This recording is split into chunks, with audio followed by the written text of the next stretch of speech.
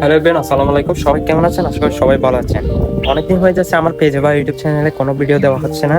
দেন আজকে ভাবলাম যে কোনো একটা কিছু নিয়ে ভিডিও দেওয়া যাক। তো যেহেতু আমাদের গাছে জলপাই এখন বাতি হয়ে গেছে, দেখতে পাচ্ছেন অনেকটা পেকে এসেছে। আমাদের গাছের জলপাই যেহেতু অনেকটা পেকে এসেছে, তো ভাবলাম আজকে আমাদের গাছের জলপাইগুলো পেয়ে নেওয়া যাক, ছিঁড়ে ফেলবো আজকে। সেটা নিয়ে আপনাদের সাথে শেয়ার করতে আসলাম আজকে। দেখতে পাচ্ছেন জলপাই গাছটা।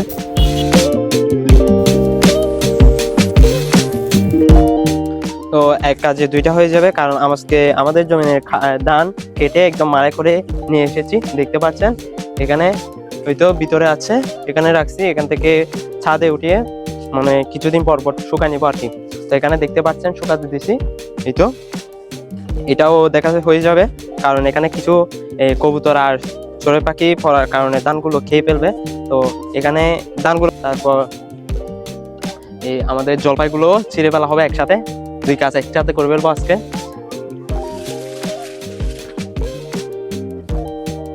কিছুক্ষণ পর পর যেহেতু আমাদের ধানগুলো নেড়ে দিতে হবে, তো দুই কাজ একসাথে হয়ে যাচ্ছে আজকে।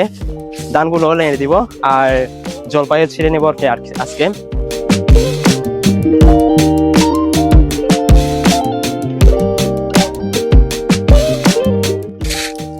প্রতি বছর কিন্তু এর চেয়ে বেশি পরিমাণ ফলন হয়, বাট এবার তত ফলন হয় নাই। যা হয়েছে আলহামদুলিল্লাহ, কিন্তু প্রতি বছর বেশি ফলন হলেও কিন্তু এই চুলা খেয়ে নিত। বাট এবার কোনো চুলা ফলনও খায় না, যা ধরছে গাছে থেকে গেছে। দেন আলহামদুলিল্লাহ, এটাতে তো লসও নাই, কারণ এই গাছে কোনো ওষুধও প্রয়োগ করতে হয় না, তো পরিচর্যা করতে হয় না। যাই ফলন হবে সবই আলহামদুলিল্লাহ ঠিক আছে। কম ফলন হলেও কোনো ক্ষতি নাই, কারণ এ গাছে তো কোনো খরচা নাই তেমন। আমি যাই সম্ভব শুনেছি জলপাই নাকি এই আপনাদের ত্বক আর মানে স্কিন আর চুলের জন্য কি পরিমাণ একটা যে কোনো একটা উপকারিতা আছে এই জলপাইয়ে। এগুলো কিন্তু প্রচুর পরিমাণ পেকে গেছে, বাট ছিঁড়া হচ্ছিল না। আমার আম্মু অনেকদিন ধরে আমাকে বলতেছিল, বাট এগুলো ছিঁড়ার জন্য সময় পাচ্ছিলাম না। আজকে যেহেতু ধান শুকাতে দিছি, ভাবলাম ধান যেহেতু শুকানোর জন্য ভাড়া দিতে হচ্ছে, দুই কাজ একসাথে করা যাক। আজকে জলপাইগুলো ছিঁড়তে আসলাম আজকে। আপনাদের সাথে কথা বলতে বলতে কিন্তু আমি অনেক পরিমাণ জলপাই ছিঁড়ে ফেলছি। এই যে দেখতে পাচ্ছেন পুরো এক খাঁচা হয়ে গেছে। ছেঁড়ার পরও কিন্তু অনেক জায়গায় অনেক পরিমাণ জলপাই থেকে যায়, কারণ পাতার জন্য জলপাই যেহেতু পাতার খেলা সবুজ কালার, এগুলো ছেনাও যায় না, দেখাও যায় না, এটা বলতেছি আর কি, দেখা যায় না।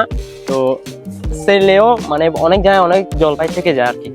আরো অনেক পরিমাণ জলপাই আছে, এক কাঁচা হয়ে গেছে, খাঁচা পুরাই গেছে। এখন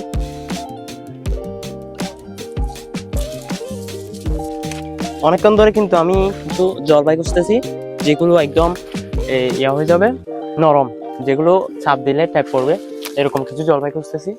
পাইছি এমনি দু একটা পাইছি, যেগুলো আমি হাতে রেখে দিছি। এই তো, কারণ আমার পাকা জলপাইগুলো বেশি ভালো লাগে, যেহেতু এগুলো টক একদম কমে যায়। আপনাদের সাথে কথা বলতে বলতে কিন্তু আমি অনেক পরিমাণ জলপাই ছিঁড়ে ফেলছি, যেগুলো দেখতে পাচ্ছেন আমাদের হাতে। এইগুলো এক খাঁচা হয়ে গেছে, বাকি অনেক আছে, বাট এগুলো আজকে ছিঁড়বো না।